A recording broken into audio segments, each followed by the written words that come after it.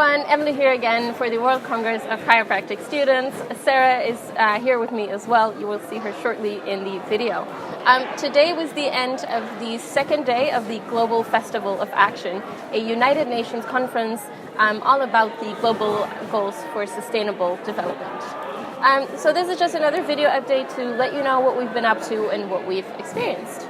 So by the beginning of the day, we attended a workshop called Social Presencing Theater, which is a form of mindfulness which aims at leadership. And it was really a nice way to clear our minds and connect to ourselves before we started what would be a very busy day. So after that, we attended an high-level plenary session with different experts from different range of sectors who shared their insights into the opportunities for harnessing new ideas, innovations, and approaches to achieve the SDGs. And for instance, they talk about the harnessing the data revolution and how important is making every person count. So what they say is that hard data is necessary to inform us on how, when, and where to run our actions and campaigns, and it also helps us to monitor the impact of those campaigns. After talking about data and a bunch of numbers, something a little bit more social media focused. One of the campaigns that they are actually starting is called #IamSDG. They are designing butterfly wings with an artist that resemble each of the 17 goals, so one for each, and they are turning them into social media filters. So please go online, look for #IamSDG. The filter for the good health and well-being, goal number 3, is still being designed at the moment, but it will be up soon. Once that is out, let's please all use the filter, put some things out there online on Instagram, Snapchat, Facebook, whatever, and let's advocate for good health and well-being. After this session, Emilie and I split up, and I attended one session which title was Implementation of the 2030 Agenda at a local level. And what I realized by attending this session was that actually the SDG goals are not something completely new to us as an organization.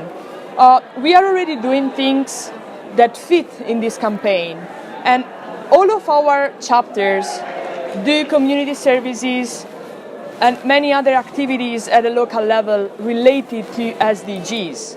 But how can we make those actions bigger and more visible? Maybe we can reach out to other people and team up with other organizations to make our impact even bigger. Great. So while Sara was at that session, I was attending another one which was called Multi-Stakeholder Partnerships and Coalition Building. It's a little bit of a mouthful, but it literally just means how can we all together, how can organizations, NGOs, politicians, how can everybody work together to affect policy change and to try and reach these 17 goals. So how do we even start these multi-stakeholder partnerships? It's a lot about communicating, getting out of our bubble sometimes and stop using our bubble language, but going up to people and communicating to them about what we're passionate, because a lot of these multi-stakeholder partnerships actually start on a personal level, connecting to one person before they grow out to an organizational partnership. But it can also be hard to start one of these multi-stakeholder partnerships. What if you feel like you're not being listened to, or you don't have a seat at the table and there's no way for you to provide your input? Well, a key thing to keep in mind, and this is something that I heard from parliamentarians that I was actually sat with in the workshop. They were from the United Arab Emirates and from the Netherlands. They said, politicians are just humans, but they have a lot on their plate, so you need to communicate to them in a way that they can connect to.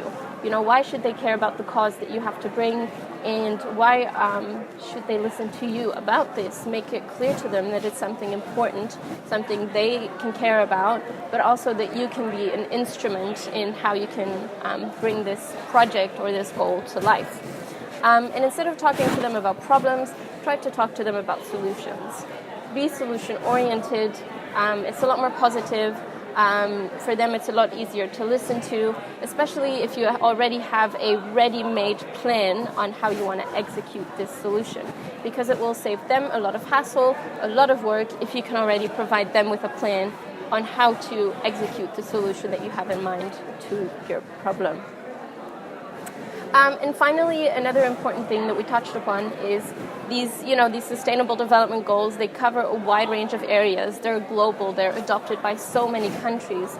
So it might be very useful to actually use them as a tool to bridge the gap when you're communicating with someone, because these SDGs, they relate to everybody, so it can be a common interest to connect on when trying to build these partnerships. Until last year, the Global Day of Action was the 25th of September. This year, they are planning on expanding it to a week from the 20th to the 27th of September. More information will come out soon. If you have any idea on how we, chiropractic students and chiropractors, can participate in that, please reach us out at this email address and let's collaborate. So to finish up the day, we had one final session in the plenary hall, and it was just about how new ideas from young people can make changes. And we as youth, we need to make our voices heard because we have the power to change things.